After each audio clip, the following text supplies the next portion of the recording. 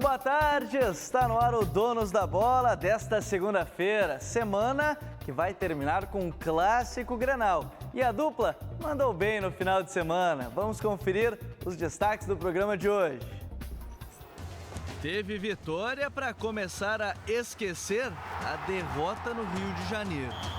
Aqui na Arena do Grêmio, a vitória veio. 3-0 do Grêmio em cima do Botafogo. Agora é Vasco e Internacional. E o técnico Renato está confiante no trabalho que tem sido executado. Nós vamos trabalhar para isso e o Grêmio está na Libertadores do ano que vem. Estou garantindo para vocês. G4 ou G6, mas o Grêmio vai estar na Libertadores. Em Salvador, estreia de Zé Ricardo e fim do jejum do centroavante Paulo Guerreiro. É um artilheiro de nível internacional, a gente não precisa duvidar dele de nada. O Grêmio que já começa a se preparar para enfrentar o Vasco e vamos acompanhar amanhã de atividades no CT Presidente Luiz Carvalho. Titulares foram poupados da atividade desta manhã aqui no CT Presidente Luiz Carvalho. Alguns viajaram para o Rio de Janeiro e vão enfrentar a equipe do Vasco da Gama. O time do Grêmio tem desfalques. Você confere quais daqui a pouquinho aqui no Donos da Bola. Os gols da rodada do Campeonato Brasileiro. E hoje é dia de conhecer a vencedora da camisa rosa neste outubro. Então fique ligado aqui no Donos da Bola.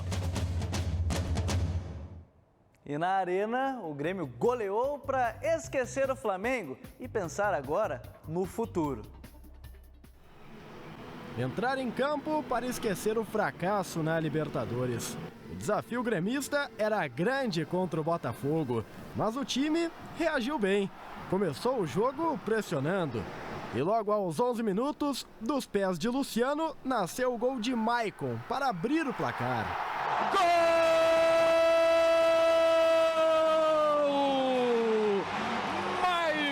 Para o Grêmio! Eu ali no jogo estava numa posição que me favorecia, fiz o movimento, o Luciano me deu um belo passe, né? Então é dentro de campo, cara, dentro de campo a gente tem que ter atitude, tem que ter uma postura, né, de querer ajudar, de se movimentar, abrir espaço para o companheiro, só assim a gente vai conseguir apresentar o futebol que a gente está acostumado. Apesar da desvantagem cedo, os cariocas não se assustaram. Criaram chances e graças a Paulo Vitor o empate não aconteceu.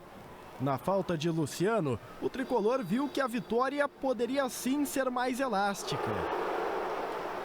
Na segunda etapa, o único susto sofrido pelo Grêmio veio na cabeçada de Diego Souza. Depois, o Botafogo recuou e o segundo gol do Grêmio veio com Tassiano, aproveitando o rebote do chute de Diego Tardelli. Soltou o goleiro, é pra ti, Tassiano! Gol!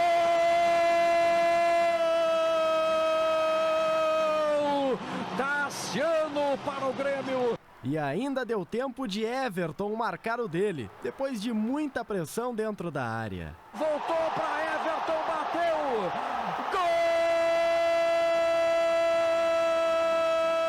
Gol do Grêmio!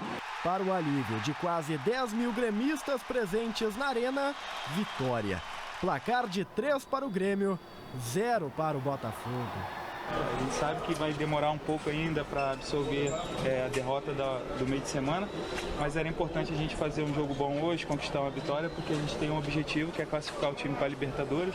Os últimos anos a gente sempre jogou Libertadores, chegamos 3 anos seguidos em semifinais, mas o que vale é quando é campeão. Quando ganha não está tudo certo, mas também quando perde não tem terra arrasada, não está tudo errado. A gente sabe das qualidades de cada um do grupo, e a gente sabia que hoje a gente tinha que dar a volta por cima, fazer um bom jogo aí, conseguir uma vitória. O resultado contra o Botafogo dá tranquilidade para os próximos dias. O objetivo do Grêmio dentro do Campeonato Brasileiro está muito claro para todos: ingressar na zona de classificação da Libertadores da América. Segundo o técnico Renato, esta meta já está atingida. Nós vamos trabalhar para isso e o Grêmio está na Libertadores do ano que vem. Estou garantindo para vocês. G4 ou G6, mas o Grêmio vai estar na Libertadores. E eu falo isso em nome do meu grupo. Confiança nunca faltou. O que agora o Grêmio busca é estabilidade, para que os novos objetivos possam ser atingidos em 2019. Estamos tristes, estamos ainda envergonhados, mas a vida que segue. Eu acho que mais do que nunca foi uma resposta muito boa que o meu grupo deu, principalmente 3 dias depois, jogando bem, ganhando bem. E aquilo que falei, vida que segue, porque quarta-feira tem mais. E agora a gente vai aqui no programa para ela, a tradicional pergunta do Paulinho de hoje. Tudo bem, Paulo Pires? Tudo bem, Gabriel? Tudo bem, pessoal? Quarta-feira em São Januário tem o Grêmio contra o Vasco, Vasco contra o Grêmio. Pergunta de hoje relacionada a esta partida já está na tela para você. Quero saber o seguinte, quem fez 2 gols na última vitória do Grêmio sobre o Vasco lá em São Januário? Foi em agosto de 2013, está na tela para você as 4 alternativas. A, Barcos, B, Pará, C, Ramiro ou D, Werley. O mesmo jogador fez 2 gols na vitória por 3-2 do Grêmio em agosto de 2013. O Renato Portaluppi era o técnico do Grêmio. Está aqui embaixo o telefone para você participar com a gente. 992-24-1220, 992-24-1220. Daqui a pouco, Gabriel, eu volto com a resposta da pergunta do Paulinho. E nós vamos divulgar hoje, mais ou menos ali por 5 para 1 da tarde, a vencedora dessa linda camisa rosa do Grêmio. A camisa em alusão ao Outubro Rosa, lançada pelo Tricolor. E você, torcedora gremista, tinha que mandar um vídeo pra gente mostrando toda a sua habilidade com a bola. A torcedora mais criativa ganhava a camisa. Mas lembre-se, você tem de retirar aqui na Band a camiseta. Por isso vamos conferir alguns dos vídeos que a gente recebeu. Com a bola eu não tenho intimidade, mas o Grêmio, esse sim é meu time de verdade. Meu nome é Sofia, eu tenho 5 anos e eu quero dar a camisa pro Grêmio de rosa.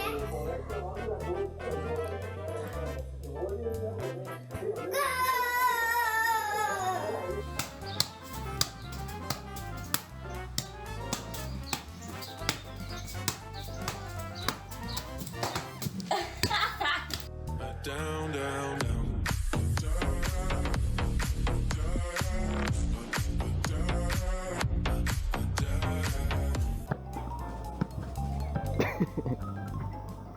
Donos da bola. Cansei. Eu tive câncer de mama há 1 ano. Hoje eu tô curada, graças a Deus. E quero ganhar essa camisa. Sufoco.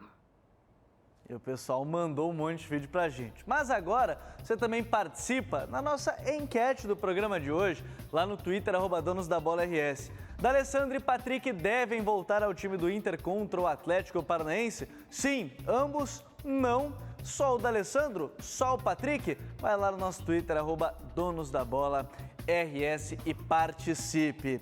E daqui a pouquinho a gente vai falar tudo sobre essa vitória do Colorado na Arena Fonte Nova. 3-2 para cima do Bahia.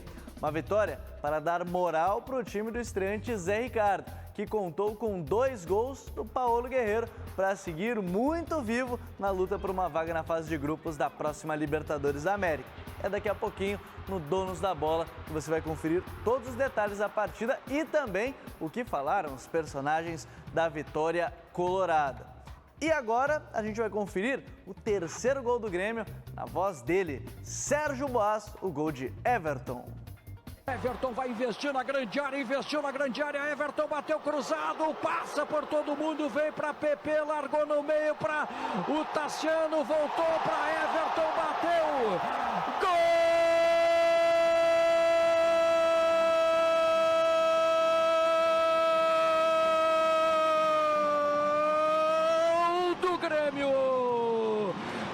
Everton, numa grande jogada, a bola sobrou para ele, encheu o pé, tira a zica no corpo. 3-0 para o Grêmio, para cima do Botafogo. Everton marcando aos 34 minutos do segundo tempo. Numa grande investida no time do Grêmio, Tassiano quase marcou, mas quem fez foi o Everton, enchendo a rede do Botafogo. E o líder Flamengo, ele segue imparável no Campeonato Brasileiro. O time do técnico Jorge Jesus até teve problemas, mas venceu o CSA do técnico Argel. O Flamengo recebeu o CSA no Maracanã, querendo defender os 10 pontos de vantagem para o Palmeiras. A classificação para a final da Libertadores no meio da semana motivou a torcida. Quase 70 mil rubro-negros estavam presentes nas arquibancadas. O Flamengo pressionava nos minutos iniciais, até que aos 8, Everton Ribeiro se livrou da marcação e deu passe para Arrascaeta. O meia dominou e bateu 1-0 Flamengo. O artilheiro Gabigol teve 2 chances seguidas de ampliar.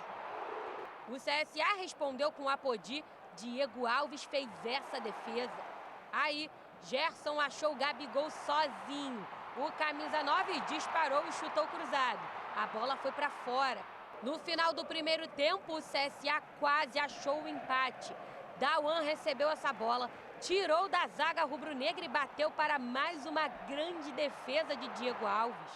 Não era mesmo dia de gol do Gabigol. Primeiro, o camisa 9 arriscou de fora da área. Depois, recebeu de Felipe Luiz e parou em João Carlos. Nessa tentativa, bateu forte demais. A bola foi por cima do gol. O dia era de Diego Alves. O goleiro foi o nome do jogo. Quando o Varley recebeu livre e bateu de primeira, Diego salvou o Fla. Está numa fase espetacular. Algumas vezes com perigo, tu tens que corresponder à exigência determinada daquela ação ou daquele lance. É isso que o Diego tem estado a fazer e muito bem. Alexandro também teve a chance do empate. No finalzinho, Arão lançou para Gabigol, mas João Carlos estava atento. Ficou nisso. Vantagem de 10 pontos na liderança mantida. A atuação abaixo do esperado. E agora a gente vai até o CT Presidente Luiz Carvalho, onde está o Taigor Jank, para trazer mais informações do que foi a manhã de treino da equipe do Grêmio. Tudo bem, Taigor? Tudo bem, Gabriel? Uma excelente tarde para você, uma boa tarde para todo mundo que nos acompanha aqui no Donos da Bola, nessa tarde de segunda-feira, tarde que foi após uma manhã de muito trabalho aqui no CT Presidente Luiz Carvalho. Os jogadores participaram da última atividade antes da viagem para o Rio de Janeiro. Na próxima quarta-feira, o Grêmio enfrenta a equipe do Vasco da Gama. Nessa atividade participaram apenas jogadores reservas. Os titulares ficaram na academia e muitos deles estão sendo preservados da partida no Rio de Janeiro. A gente fala sobre isso daqui a pouquinho. O Grêmio já tinha um desfalque do Kahneman e do Matheus Henrique. Os dois jogadores levaram o terceiro cartão amarelo, por isso estão suspensos da partida contra o Vasco e já estava previsto a ausência deles da viagem de hoje. O Grêmio saiu agora há pouco do CT rumo ao aeroporto e do aeroporto viaja para o Rio de Janeiro.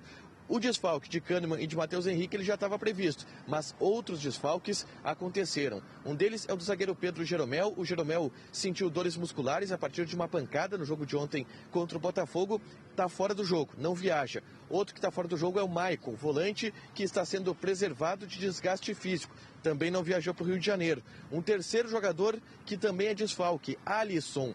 Durante a madrugada, ele assustou todo mundo, postou uma foto no hospital, com um emoji, inclusive, agradecendo, aquele emoji com as mãozinhas juntas, e gerou preocupação de todo mundo. Hoje saiu a notícia do Departamento Médico do Grêmio. O Alisson sentiu um desconforto no braço esquerdo, na região cervical também.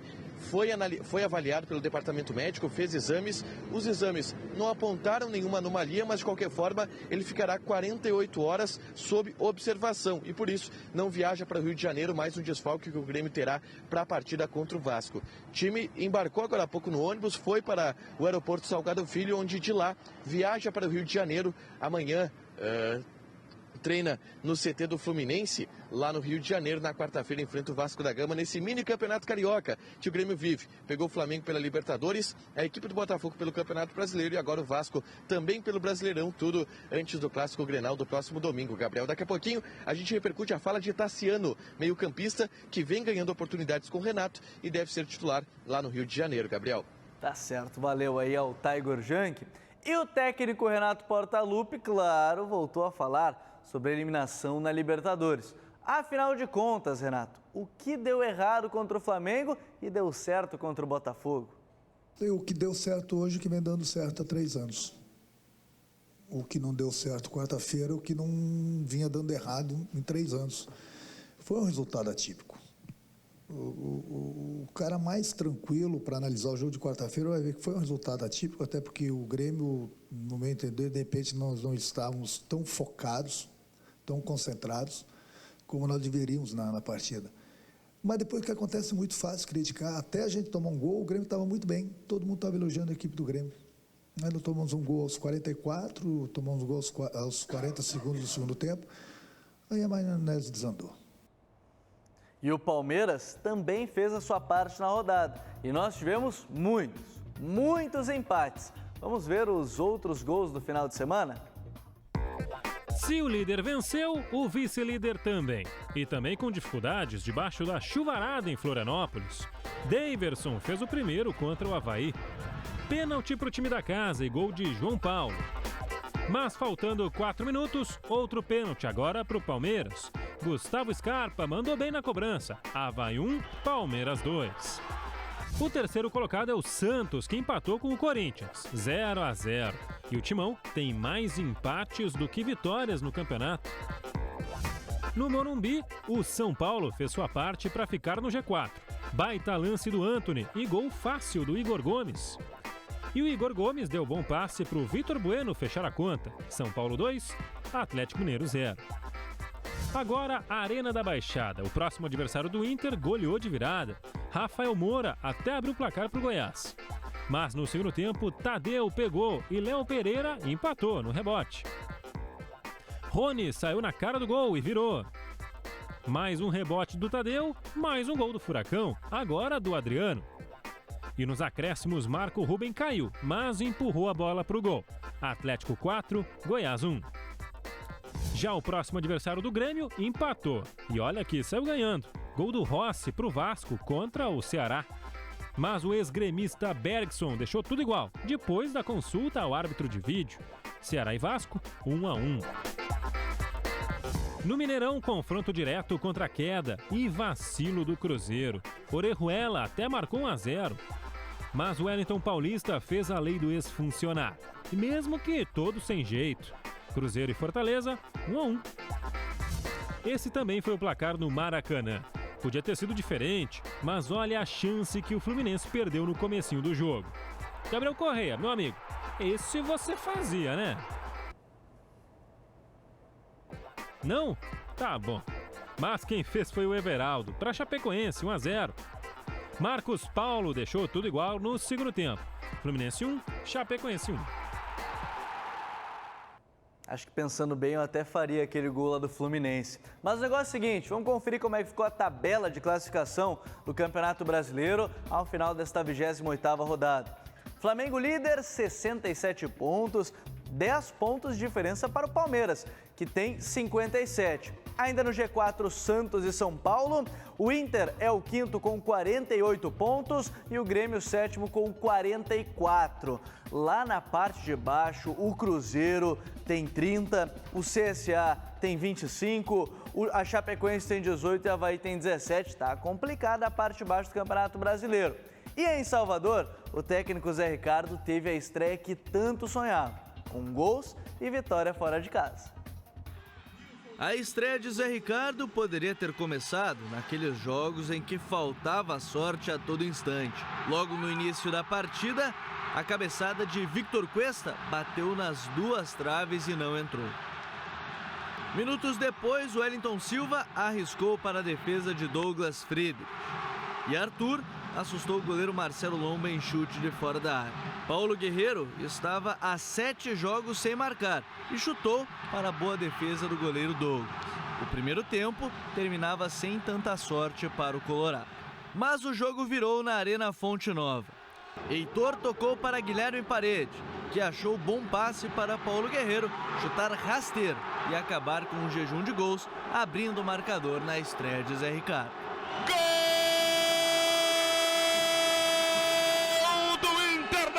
Paulo Guerreiro, até que enfim Paulo Guerreiro se reencontra, faz as pazes com o gol, com a felicidade. Ressaltar a vitória é mais importante, além de que eu tenha feito 2 gols para ajudar o time, né? Agora continuar trabalhando, meus companheiros estiveram brilhantes hoje. Poucos minutos depois, Guerreiro brigou pelo alto com a defesa e Nino Paraíba tentou cortar a bola. Mas Guilherme Parede, atento, teve o trabalho de dominar, driblar o goleiro Douglas para marcar o 2-0. Os colorados começaram a temer. Depois que Arthur chutou, a bola bateu na trave e nas costas de Lomba para descontar o marcador.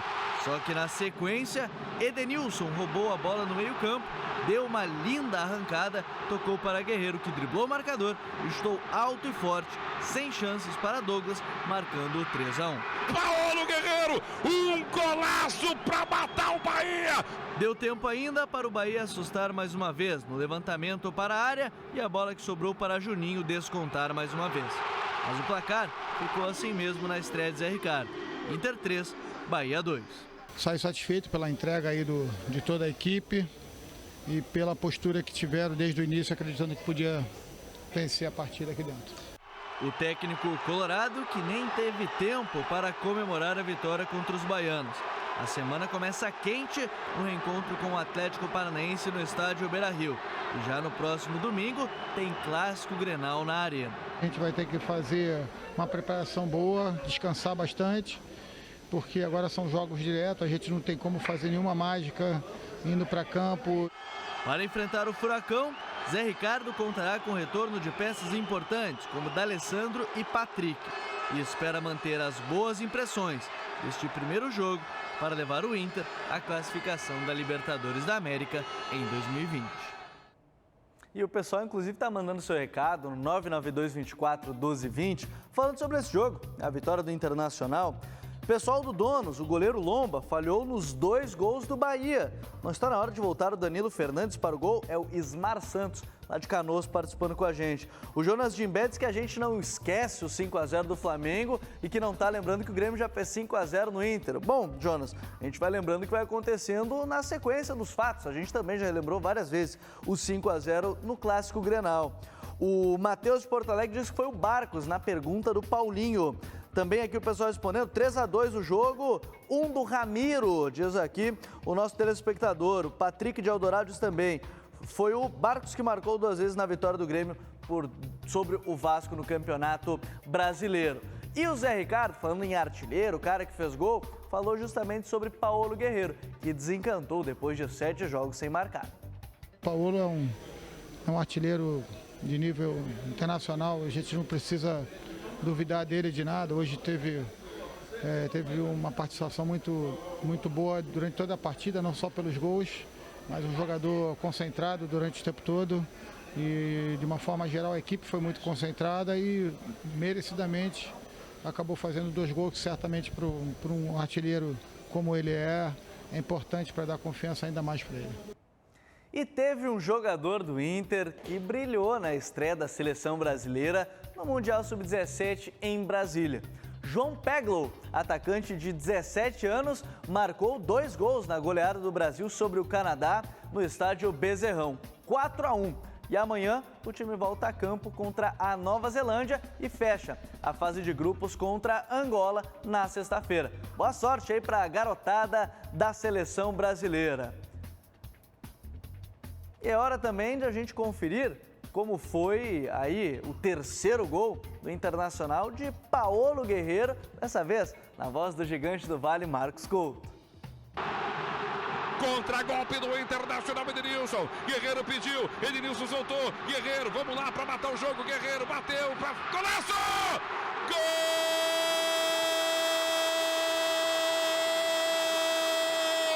Paulo Guerreiro, um golaço para matar o Bahia no momento crucial, 29 minutos do segundo tempo, restando 16 minutos sem os acréscimos para terminar. Se o Bahia queria ensaiar uma reação, esta reação vai por água abaixo. Lá vem ele, Paulo Guerreiro, que contragolpe bem puxado pelo Edenilson, que qualidade, que frieza. É Paulo Guerreiro, é mundialista de Copa do Mundo, Paulo Guerreiro.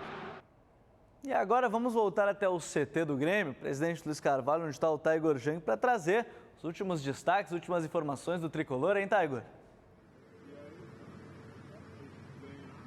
Grêmio já saiu daqui, Gabriel, em direção ao aeroporto Salgado Filho, embarca daqui a pouquinho, 1h15 da tarde, rumo ao Rio de Janeiro. Na próxima quarta-feira tem um compromisso pelo Campeonato Brasileiro contra o Vasco da Gama em São Januário. E quem deve ter uma oportunidade na equipe titular a partir dos desfalques que a gente já passou aqui, o Maicon, o Jeromel, o próprio Patrick, que com um quadro de conjuntivite já havia ficado de fora do jogo de ontem, fica de fora também da partida da próxima quarta-feira, o Alisson também está fora, e quem deve ganhar uma oportunidade é o Tassiano que falou aqui no CT Presidente Luiz Carvalho e comentou como é que está o ânimo no vestiário após a vitória de ontem sobre o Botafogo, placar de 3-0.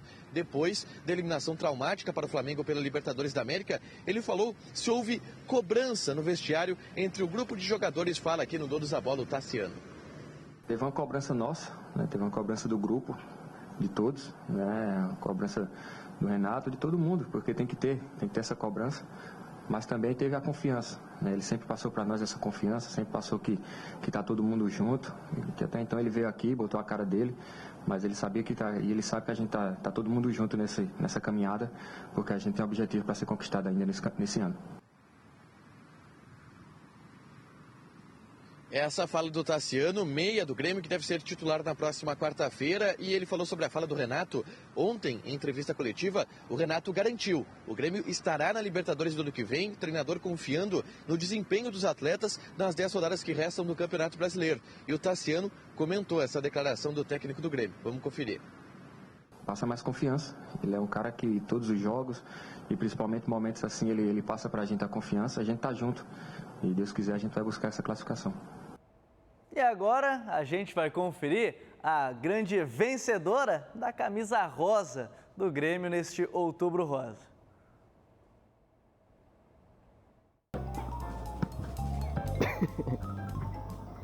Donos da Bola. Cansei. Eu tive câncer de mama há 1 ano. Hoje eu tô curada, graças a Deus. E quero ganhar essa camisa. Sufoco. Obrigado aí a Lesi Zanin, que estava acompanhando, mandou o seu vídeo e ganhou. Tem que retirar a camiseta aqui na Bandeirantes. E a gente agora vai para um rápido intervalo. Você não sai da frente da TV, porque tá vindo o pessoal do Toque de Bola aqui para o nosso debate.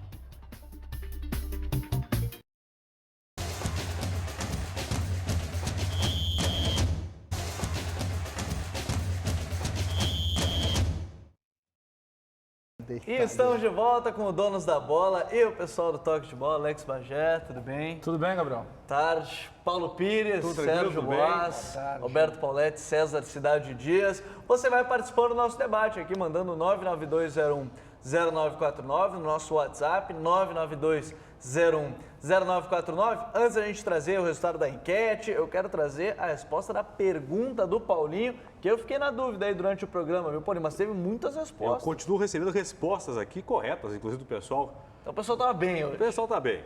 Pô, é o seguinte, eu perguntei lá no começo do programa, o Grêmio ganhou em agosto de 2013 pela última vez do Vasco em São Januário.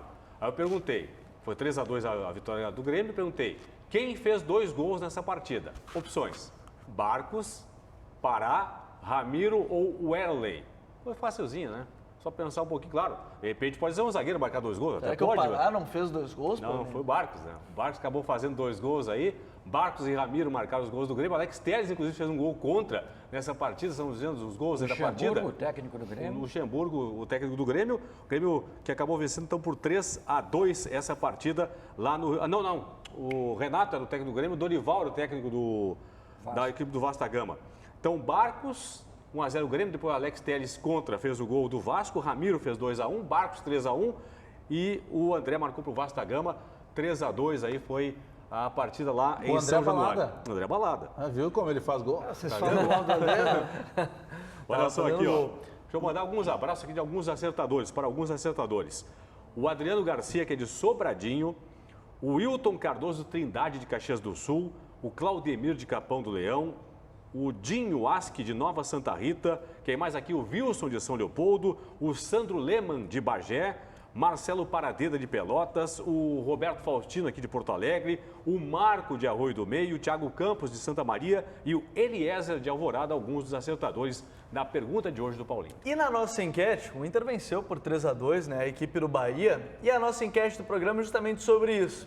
Agora, para o duelo de meio de semana, quinta-feira contra o Atlético Paranaense, Patrick e D'Alessandro estarão de volta. E a enquete era justamente sobre isso. Os dois voltam ao time titular. Aí o torcedor participa, pode só o D'Alessandro, só o Patrick. 47% dizem que só o D'Alessandro volta para o time titular. 28% nenhum dos dois. 16% os dois e 8% só o Patrick. A atuação foi para tantos, eu achei muito torcedor dizendo que nenhum dos dois voltaria pro time, hein, Bagé? É que tem várias fatias para se analisar isso aí, né? São aquele pedaço de pizza, são 4 pedaços de pizza. Primeiro que o torcedor, eu não acredito que o torcedor esteja contente, por exemplo, com o Wellington Silva e com o Parede, né? Mas o próprio D'Alessandro voltando, ele voltaria na posição do Parede. Se o Patrick voltar, o Patrick jogaria na função que normalmente foi executada pelo Wellington Silva. Eu votaria em ambos, eu votaria com os dois, porque penso que tenha mais qualidade. É claro que talvez a maneira desses dois que ficaram fora jogar seja um pouco diferente daquilo que fez nesse jogo especial contra o Bahia o Zé Ricardo, porque o que mudou do Zé Ricardo é que a linha de 3 homens que ele trabalha é diferente da linha de 3 que trabalhava o Odair. O Odair trabalhava com com um trio defensivo, ele trabalha com um trio mais ofensivo. E a postura que mudou, né? Porque ele jogou fora de casa, que é um parto para o Internacional ganhar, e ele conseguiu ganhar já na estreia. Mas eu voltaria com os dois. Agora o Paulete estava nos comentários, né, aqui na Rádio Bandeirantes também, desse jogo. Volta os dois no time, Paulete? Não. Eu creio que ele... Talvez quem tenha a chance de voltar seja o Patrick. Porque para o D'Alessandro voltar hoje só tem um lugar para ele. Ele teria que fazer o que o Neilton fez. Ou seja, ficar colado no Guerreiro. E até para quem não acompanhou o jogo, o Guerreiro tendo alguém do lado dele, eu que não acredito em coincidência, ele recebeu 4 assistências e fez 2 gols. Porque o Neilton estava próximo dele e ajudou muito a dispersar a marcação em cima dele. O D'Alessandro, para voltar, só poderia ser no lugar dele, porque fazer o que o Parede fez, porque o Parede só corre. Ele não vai botar no lugar do Parede. Do outro lado, o Wellington Silva também não é lugar para o D'Alessandro. O Patrick, sim, poderia voltar ali, e eu acho que o Patrick volta no lugar do Wellington Silva. E de maneira geral, vocês gostaram dessa estreia? O Bagé falou da postura diferente, jogo fora de casa. Agradou essa vitória e a postura total do Inter, assim, nesse primeiro jogo dele? Eu gostei muito. Eu também. Gostamos, né, Bagé? Gostamos muito da postura do Internacional, porque eu reconheço aqui o meia-culpa, porque eu até disse na última sexta-feira que eu não acreditava que o Inter pudesse mudar aí com o Zé Ricardo. Para mim, ia continuar sendo o mesmo Internacional. Fui surpreendido positivamente no sábado à noite, lá em Salvador, quando o Inter, de uma forma realmente, partiu para cima da equipe do Bahia. O Inter quis, desde o começo do jogo, ganhar verdadeiramente a partida e foi não digo beneficiado, mas foi colocado para o Inter essa condição porque o Inter tentou chegar à vitória. Por isso, chegou à vitória. Em relação a D'Alessandro e Patrick, uma coisa é o que eu penso, o que eu acho que deveria ser feito. Outra é o que eu acho que vai acontecer. Por exemplo, eu não voltaria, estou com o Paulete, eu não voltaria com o D'Alessandro para esse jogo contra o Atlético Paranaense na próxima quinta-feira. Voltaria apenas com o Patrick. Mas isso é o que eu penso. Acredito que o Zé Ricardo, pelo que ele disse no pós-jogo contra o Bahia, ele vai colocar os dois em campo, tanto o Patrick quanto o D'Alessandro. O que me chamou a atenção também foi que ele falou do Nico, né? Foi só uma opção para esse jogo. Pode ser outra peça a aparecer no jogo contra o Atlético. Vocês acreditam nisso? Não. Ou não? Não, o Nico não. Eu creio que o Nico, a partir dessa... Porque tem que o pressuposto para mim é o seguinte: qual é a função que o Nico jogaria? Do Parede não é, do Wellington Silva também não é. O Nico, ele disputaria também com o Neilton, na minha maneira de ver, né? E dentro dessa lógica, tem que jogar o Neilton. O Neilton jogou muito bem até. Ele, para mim, pelo menos ele e o Fux foram os 2 melhores jogadores do Internacional. O Inter que não vai contar com o Bruno Fux agora para o jogo de quinta-feira. Pode ter o Rodrigo Moledo ou o Roberto. O Klaus nem estava relacionado para essa partida. Eu acredito que ele vai jogar com o Rodrigo Moledo para preparar o Moledo já para o Grenal, né? Porque no domingo já tem Grenal. Uma semana Grenal, gente. Tem um jogo de meio de semana, é verdade, mas é uma semana Grenal. Vocês falaram muito na questão envolvendo a mudança de característica, entrada de jogadores que eram titulares e não são. Me parece que o Inter fez uma opção conceitual, por velocidade do meio para frente, sobretudo com a entrada do Neilton. E aí a discussão, não querendo dizer quem é melhor ou quem é pior, mas D'Alessandro e Neilton são jogadores completamente diferentes. Completamente diferentes. O Inter vai dar um passo atrás, abrindo mão da velocidade na frente, porque vocês citaram o Nico, e eu ouvi a entrevista do treinador Zé Ricardo, ele disse: o Nico foi uma opção técnica para ter velocidade. Por isso que ele tirou o Nico, para ter velocidade, porque o Nico é um jogador de posse, não de velocidade sem a bola.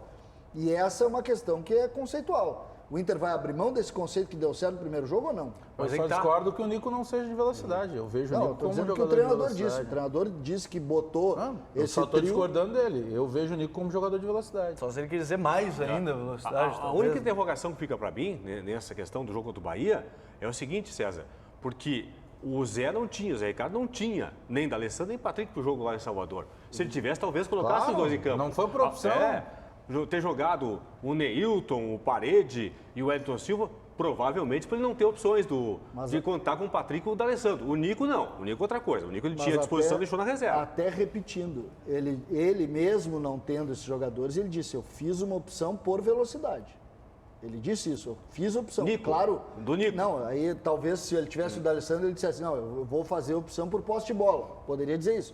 Talvez o César quer dizer que talvez ele colocasse o Sarrafiori se ele não quisesse velocidade, por exemplo. Teria mais posto, armador, teria mais posto. chutador. E não botou. Eu não sei. Considerando a entrevista dele com relação ao resultado do jogo, não sei se ele não continua com o mesmo sistema, apesar de adversários diferentes. A gente fala do Atlético Paranaense, que é o jogo em casa que tu precisa de velocidade também, mas depois tu tem o Grêmio fora. Tu vai entrar desse jeito contra o Grêmio fora, com 3 meias leves desse jeito, e 2 volantes em linha? Sendo que o Edenilson é um jogador que se projeta. Mas aí ele muda um pouco a situação, porque ele sabe o peso que tem o Grenal. Eu só acredito que, tendo o D'Alessandro e o Patrick, pelo menos um dos dois ele vai colocar. Porque ele não sacou o D'Alessandro e o Patrick, ele só não usou porque eles estavam impossibilitados de jogar. Bom, o pessoal vai mandando o seu recado aqui no 992010949, 992010949, falando justamente também sobre a vitória do Grêmio, né? Aqui, o Botafogo, além de ser um time fraco, jogou desfalcado do zagueiro André, o Alexandre Hofmeister. Quem tem jogadores mais decisivos para o Grenal? O Xande Rio Pardo. A gente vai falar muito sobre o Clássico Grenal, mas tem jogo no meio de semana. Acho que eu fecharia com o Grêmio hoje, nessa situação. Mas do lado do Grêmio... Se vão decidir ou não é outra coisa. Mas o Inter tem o Guerreiro, que para mim tem um peso 2. Tem. Pode ser, claro. Vai ser um debate da semana, digo, pós-quinta-feira, porque ainda tem os jogos do meio de semana, mas algo que a gente vai falar como ataque, trabalharia Guerreiro versus Everton. Hoje. Aí no meio depende. Só que o Everton está fazendo mais do que o Guerreiro no Campeonato Brasileiro. Não, tudo bem. A gente está falando sobre o peso de jogador decisivo, entendeu? O jogador decisivo em si. Agora, nessa vitória do Grêmio, que foi teoricamente para esquecer Flamengo... O César elogia o Luan, que não está jogando 10 centavos o ano inteiro, mas o Guerreiro sempre é contestado. Eu não contesto o Guerreiro. Não, mas tu acabou de contestar. Não, eu só fiz a comparação com o Everton, não tem nenhuma relação com o Guerreiro. Pelo contrário, o Guerreiro é excepcional, o jogador queria ele jogando no Grêmio. Agora, o Guerreiro, não vou esquecer... Seria reserva do André. Não, é que a gente esquece.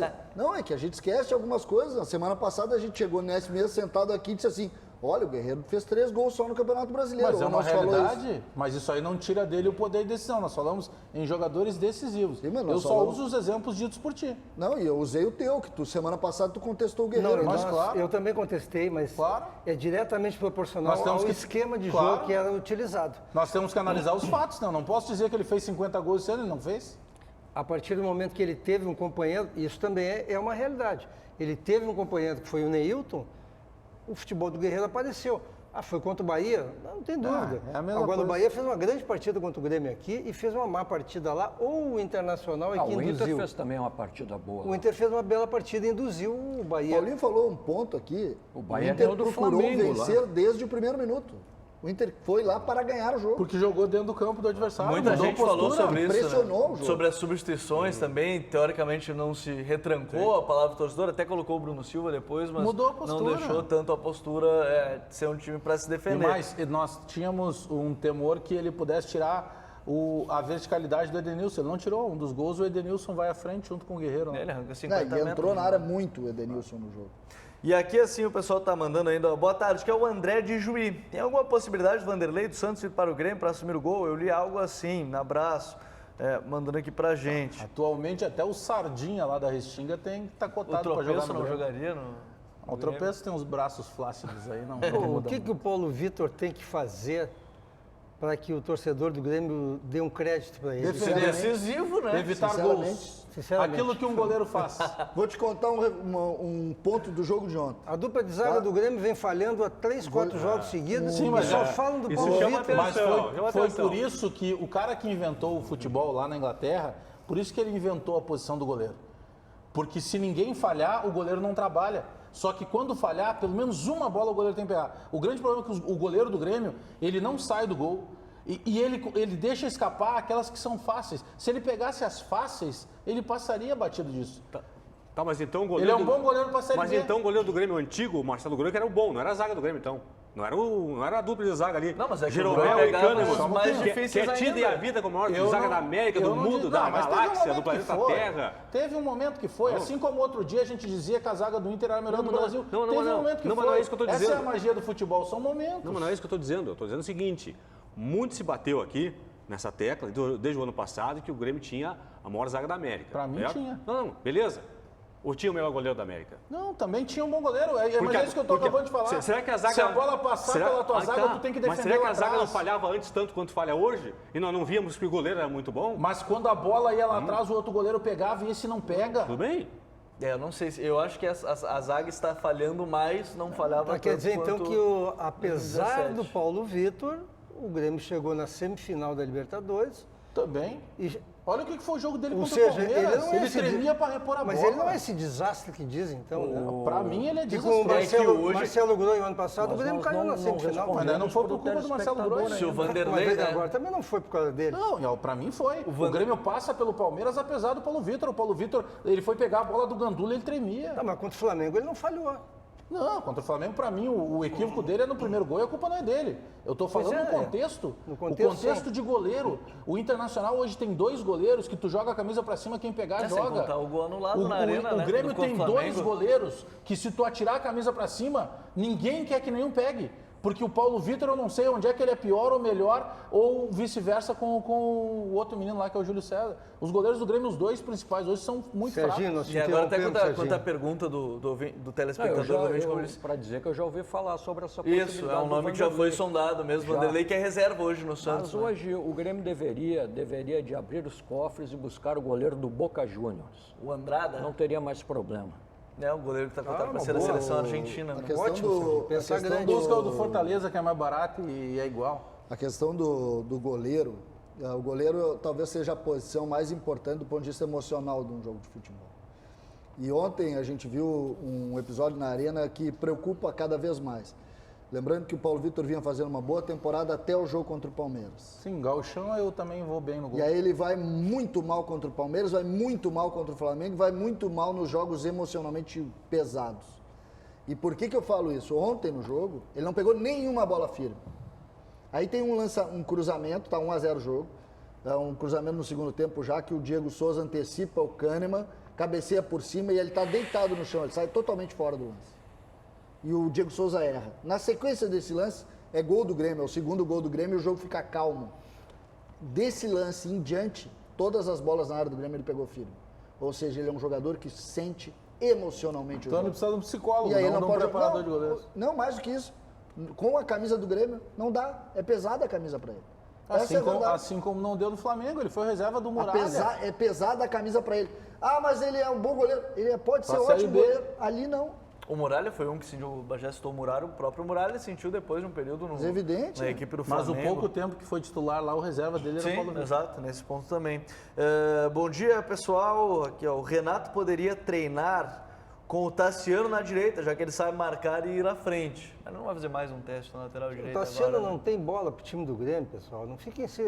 O Tassiano é um jogador de grupo. É que nem o Parede. O Parede jogou 10 minutos. Tu não vai ganhar nada por esses jogadores. Não vai ganhar nada com eles. Tem que pensar maior. E tem o Paulinho hoje fez uma frase, não tem na base jogador que joga o Tassiano, que joga o Parede? Claro que tem. Aliás, o Internacional, não espere o João Peglo completar 25, 26, 27, 29 anos para jogar. Tem que ser 31. Bom, esse menino para jogar. Bom, o Neto tem 21 e não estreou no profissional. Vamos falar, inclusive, daqui a pouco sobre isso. A gente estava mostrando os gols. Inclusive, o João Peglo marcou 2 na vitória da seleção brasileira. Ele vai embora rápido. Ele é 10 do Brasil, ele é avisado. Então, a gente vai para um rápido intervalo. Você não sai daí, porque sim, João Peglo está decidindo na seleção sub-17 no Mundial.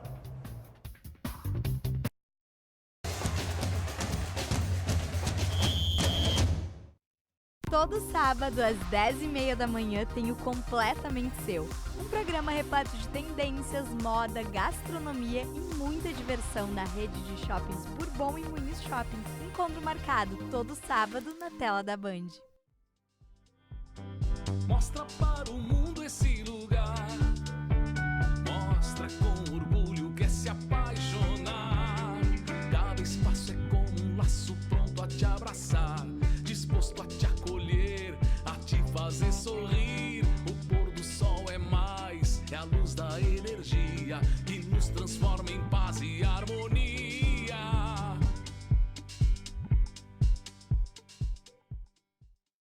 Dicas da Band pro Enem. Anote aí. Você acha a literatura difícil? Não é, não. Olha só, uma dica é você contextualizar o autor à sua época atual, à vida real. Observe as características peculiares de cada estilo literário. Em línguas estrangeiras, no espanhol ou inglês, é preciso interpretar os textos. A tradução isolada das palavras não garante um bom resultado na prova, não. É preciso entender o contexto como um todo. Acredite, não é tão difícil como parece. Uma boa escola pode transformar o futuro dos seus alunos. Mas quantos vão seguir a profissão dos seus sonhos? Se depender da gente, todos. É para isso que existe a prova do SAEB, para o Ministério da Educação avaliar a qualidade da educação básica e saber o que precisa melhorar. Pais, incentivem seus filhos a fazerem a prova. Estudante, você é fundamental para essa transformação. Compareça. Ministério da Educação, Governo Federal, Pátria Amada, Brasil. Os donos da bola. Oferecimento Banrisul, igual ao Banricompras, só outro Banricompras.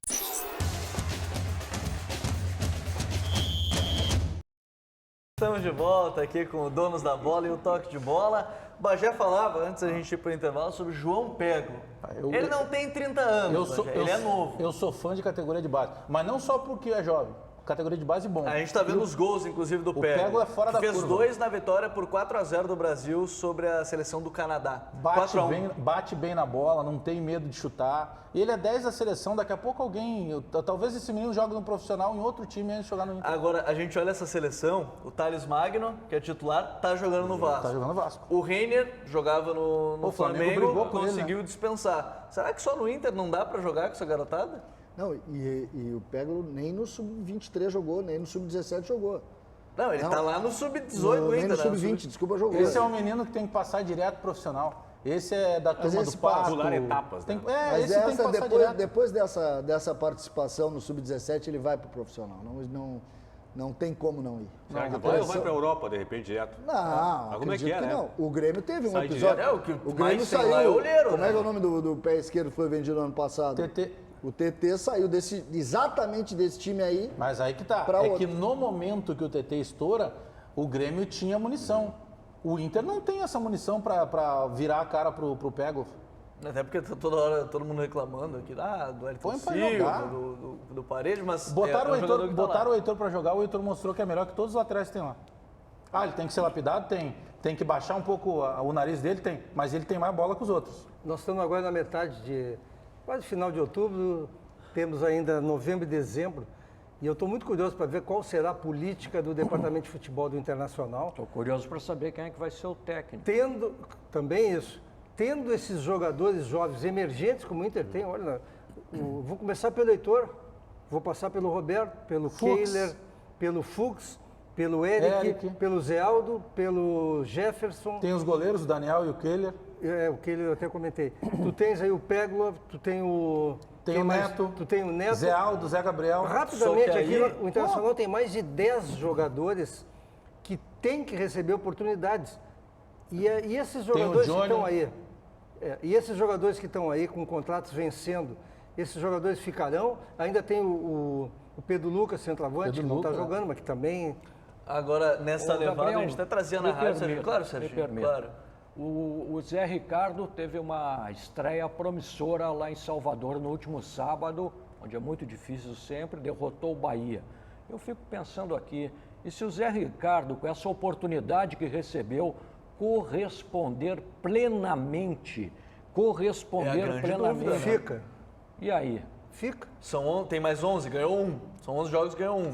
Faltam 10 jogos. Tá, mas ele só fica se o Chacho Kudê mudar de ideia. Senão o Chacho é o técnico do Inter. Ou o Inter muda de ideia. Agora, nisso que o Paulete falava, aí a gente trouxe na rádio, o Inter agora está de olho num jogador de 28 anos, né? Que é o Renato Neto. Que jogou três partidas nos últimos 3 anos, jogou 3 jogos. Dele? Ele é meia, Isso, é boa contratação para trancar esses meninos. E era justamente esse contraponto que eu queria trazer ao Paulete. O Inter, ele já viu algumas vezes, há 2, 3 anos, aí o Renato Neto sofreu uma lesão grave no joelho, não jogou a temporada, aí na temporada seguinte jogou uma partida e na atual temporada jogou 2 jogos.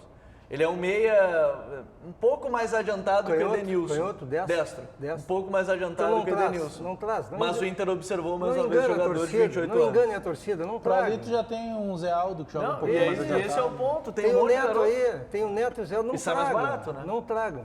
Sai mais barato. Por que o Inter trouxe o Natanael? Quanto vai custar o Natanael pro Inter? Quanto Mas vai custar? O Inter trouxe o Natanael porque vendeu o menino lá, o Iago, e não confiava plenamente que o Wendel pudesse assumir essa titularidade. O Wendel pode ir embora também no fim do ano. Mas ele assinou mais um. Ele prorrogou até o meio do mais ano. um ano. Ele foi bem no Grenal e prorrogou na segunda-feira até o meio do ano. Mais um ano. Então, e aí poderia ter o Eric. Só que o Eric, a análise que se tem no Beira-Rio é que ele ainda é verde. E aí teve um episódio recente que ele curtiu uma postagem de uma torcida do Grêmio e ele ficou marcado na paleta. É aquilo. Agora mesmo tendo renovado por mais um ano, não impede que vá embora. Domingo teve duelo de ex-laterais do Inter, né? Teve Iago contra o William, em Wolfsburg e Alto. O William titular e o Iago Iago entrou no segundo tempo. 0-0. O Iago é banco lá. O Eric, que tu está falando, eu imaginei, e eu me lembro sempre que tu falasse do Heitor, eu imaginava que o Heitor fosse um jogador franzino, mas ele não é um jogador franzino. Não, ele é encorpado. Ele é mais forte que o Zeca. É que ele não é alto, mas ele é o forte. Eric, eu fisicamente. tenho certeza que o Carraveta e a equipe já estão trabalhando a questão muscular, massa muscular nele. Massa magra. Porque ele precisa de massa muscular. Ele é habilidoso, mas ele é muito fraco para Ele ainda enfrentar está um em profissional. formação, né? Está em formação. E o Zeca é a mesma coisa. O Zeca também, se puder O caminhar... Zeca é menor, né? O Zeca poderia ser chamado de Zequinha, porque ele é baixo, né? Mas o principal é isso que tu está falando mesmo, Gabriel, que não vem esse jogador aí, que eu nem sei se é bom ou é ruim, eu Assim, nem há conheço 3 ele. anos, do que eu vi há 3 anos, era bom jogador. Mas há 3 anos, quando ele tinha 25. Tu tem uma equipe de vendas que tu tem um ótimo vendedor, mas em 3 anos ele fez 3 vendas. Isso. Por que tu vai contratar para tua loja? E esse é o risco. É mais a parte física do que a técnica Porque se ele dele. não vendeu lá, por que ele vai vender comigo? Não, e tu tem uns jovens atrás que tu deu curso, tu preparou. E que estão vendendo. Tá, e que estão aí e tu não Estão vai... desde meninos. Estão desde meninos. Não é verdade. Isso aí é mais uma brincadeira. O único, porém, é que esse jogador, eu estive olhando, ele pertence à mesma equipe que cuida da carreira do Patrick. E do Iago. E era do Iago, né, no caso Pode também. ser uma aproximação. E o João Plego, eu tenho certeza, falando do Plego, né? Tenho certeza que o João Plego vai sair do Inter. Aí quando tiver os 27, 28 anos, o Inter vai repatriar o jogador, né? Vai trazer de volta. Aí ele contrata o Plego. Não, tem que ser uns vai 29, mudar. 31. A partir de 2020 vai mudar a Plego é política. diferente, tem que botar para jogar. Esse é da turma do Pato lá. Põe para jogar, passa direto do sub-17 pro profissional. Sabe o que eu estava vendo, Gabriel? Eu vi os gols do Bahia e do Inter e vários amigos meus aí, porque o Lomba não é uma unanimidade, né? O pessoal criticando o Lomba que ele falhou. Pelo gol? O primeiro gol, o Zeca recuou uns 200 metros e deixou o cara chutar. O segundo gol, o Cuesta sai para cobrir o Heitor, que não ia...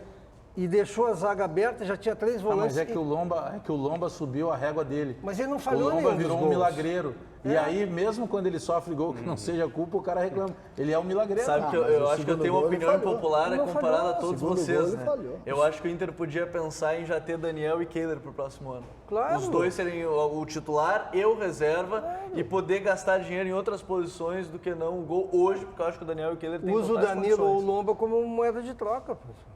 Eu acho que pode ser um caminho. Não vai fazer. O Inter parece que está renovando com o Danilo, já tentando renovar com o Danilo e com o Kehler para emprestar. Mas é para não perder vínculo, né? Se aí sai, para não sair de graça, né? Senão ele já poderia assinar um pré-contrato. O Chiquinho de Rio Pardo disse que o Gatito Fernandes está livre. O Cavalieri, né? Que está sendo titular da equipe do Botafogo. O Gatito... O da Seleção Paraguaia. O Gatito do Botafogo. Jogou no Botafogo. Quem tomou aquele gol do Michael ontem? O Gatito... Não. Era o Cavalieri? Não. O Gatito era o Gatito. Parecia o goleiro de handball. Exato. O Gatito foi na bola. O Gatito não é o titular da seleção. Sim, isso. Ele não é mau goleiro. Mas o Gatito é meio parede, sabe? Parede que eu digo literalmente. A bola bate, explode, é espalmando todo o tempo. Não sei. Eu não penso que ele seja mau goleiro. Eu só não gosto do estilo dele. Mau goleiro eu não acho. E o Mejolado? Não vai jogar o Mejolado? Não sei. O Guri é titular da base da seleção, não é? Da Sub-23? É, mas o Grêmio tem que ficar de olho nele e botar um nutricionista em cima. Porque ele tá lembrando o outro goleiro, aquele que foi apelidado de lasanha lá. O Thiago Machovski, o apelido dele no Filipão vestiário. cobrou publicamente. Publicamente. Né? O Thiago Machovski numa coletiva. O telespectador mandou aqui, ó, esse Renato Neto que vocês falaram, isso era a mesma história da grande contratação que diziam do Natanael. Não mostrou a que veio. Lembrando que é uma sondagem no momento, né? Não tá nada confirmado. Pode ser um negócio de ocasião, né? Isso, dependendo do que vai acontecer. Ele só tocou de clube agora. Só que nada é de graça, né? Não tem nunca ocasião. Onde é que ele joga? Ele joga no Asgård agora. Ele era do Ghent. Ele era ídolo do Ghent, né, que é o maior lá da Bélgica, mas depois... é o Ceará do Brasil. Não, a Bélgica tirou a seleção brasileira da última Copa do Mundo. Os craques da Bélgica todos jogam bom, mas eles foram criados lá. O Ghent é um pouco menor. A minha lógica é a seguinte, a Bélgica não tem... Todos os jogadores da Bélgica estão fora. Sim, não jogam na Bélgica. Os caras que estão em volta Mas ele é brasileiro. Os caras que estão em volta da Bélgica vendo os jogadores jogar, não contrataram o cara. Aí o Inter vai buscar o cara que mas é que lá o sarrafo é maior também para esses outros países, né? Não, eu diria que é muito mais alto o sarrafo. Por isso que eu ia dizer, é um pouco maior. Sim, O que é maior? A qualidade dos outros de fora para olhar os jogadores da Bélgica. Não necessariamente. Para Brasil e Europa, sim. Não, para efeito dos maiores times, né? Mas ele tá jogando... E um pouco menores mas também. Esse time da Bélgica representa qual nível no nível da Europa de grandes times? Não, eu não tô falando no nível dele, Seria tô falando do Brasil olhar e terceira ou quinta, né? Terceira linha. Ou abaixo. Então, esse time Então, teria... vamos dizer assim, ó, o Bruges, que é o principal time belga, não foi buscar esse craque porque ele tá lá jogando no Lajadense. Bruges, eu conheço também. E aí tá jogando o Lajadense deles lá. Aí o Internacional vai buscar o cara. Pô, olha aqui, ó, não pode ser verdade. A gente vai seguir. Perdão ao Lajadense é mais importante que o clube lá. Claro. Perdão ao Lajadense. E a gente vai seguir falando sobre isso durante a semana, é claro. Não vamos falar sobre isso. Não, se surgir a informação, vamos ter que falar. Prometemos não falar. O Serginho já mandou fazer a troca. Chatice. Bagé, agora na rádio deu pro Toque de Bola. Isso é uma chatice. Deu pro Toque de Bola, tá chegando aí o Rádio Livre às 6 da tarde, tem o Serginho Boas no Band Sport Show. E sabe que tá chegando essa época da especulação, viu, Serginho? Você que é grande repórter sabe disso, tá chegando o nome. Já teve uma. Hoje já teve uma. A gente vai então ficando por aqui porque tá chegando ela, Gabi Lerina, com o RS Acontece.